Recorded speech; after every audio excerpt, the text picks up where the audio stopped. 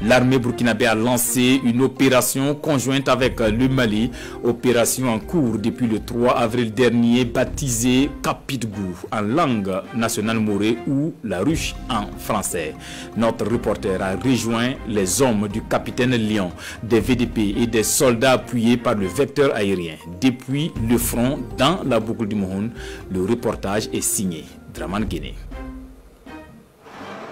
Son nom de baptême, Kapitgou Amouré, la ruche en français. C'est une opération conjointe Burkina-Mali. Côté Burkina, les forces en présence. Le 5e BIR, le bataillon d'intervention rapide. Le 23e RIC de Dédougou, le régiment d'infanterie commando. Un bataillon mixte de marche composé de soldats et de VDP. Une compagnie de marche et le vecteur aérien en QRF. En tout, plus de 800 combattants mobilisés. Avant les hostilités, c'est l'artillerie qui annonce les couleurs.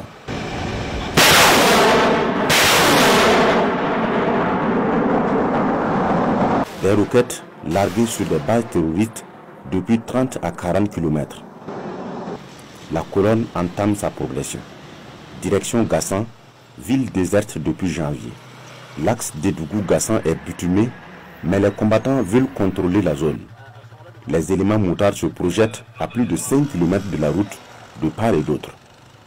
La colonne des véhicules reste sur l'axe et s'étire sur des kilomètres.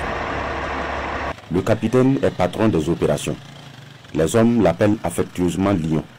C'est son nom de guerre. C'est rentrer carrément dans la forêt, voilà. Chercher l'ennemi pendant l'opération. C'est surtout les missions de reconnaissance et de contrôle des zones et aider certains villages à installer des amis. À une vingtaine de kilomètres d'Ouroula, première commune sur l'axe Dédougou-Tougan. Ses habitants sont déguerpis par les terroristes. Aucune présence humaine. Dans le ratissage, 3 suspects sont appréhendés à 6 km de la route. La zone est hostile, le capitaine nous retient sur l'axe. Vous ne verrez donc pas les images, mais les coups de feu sont audibles.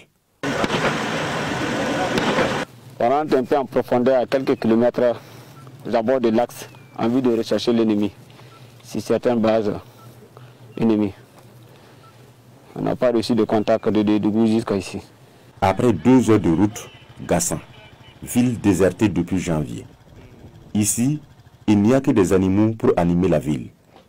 Paysage vide, d'emblée conquis, mais le capitaine Lion ordonne un grand ratissage avant de prendre son quartier général.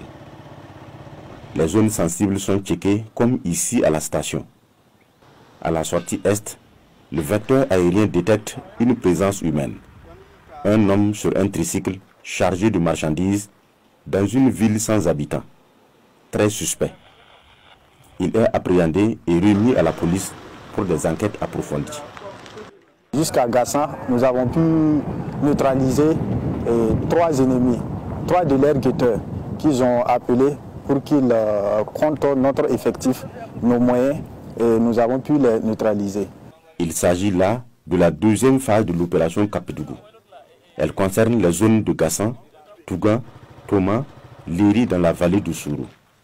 Le Burkina et le Mali, chacun ratisse à sa frontière afin de prendre en sandwich les groupes armés terroristes.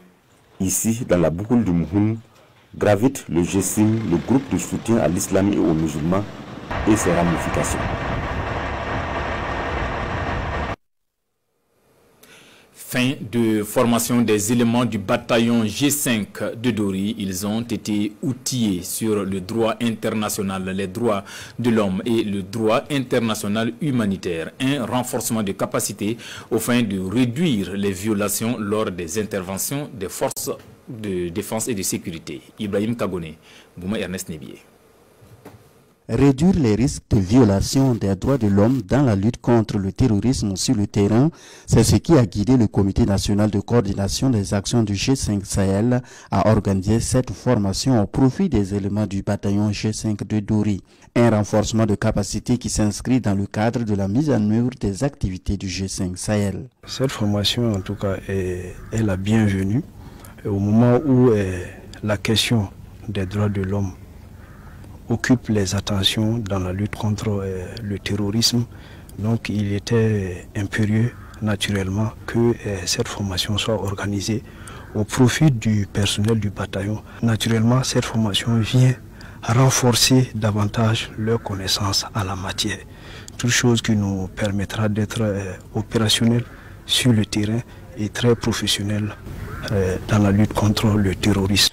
Durant les 5 jours de formation, plusieurs modules ont été dispensés. La formation a consisté en des présentations, des travaux de groupe et une série d'échanges. Durant ces 5 jours de formation, on a traité un ensemble de modules, le DIH, on a parlé un peu du droit de la guerre, des droits de conflits armés, on a parlé du traitement des prisonniers. Tous ces modules-là, en fait, ce sont des connaissances utiles aux éléments lors des opérations sur le terrain. Et dans le contexte actuel de la lutte contre le terrorisme, la question des droits de l'homme est devenue importante. Il est naturel que donc nous mettions nos éléments aussi à jour afin qu'ils puissent agir efficacement sur le terrain.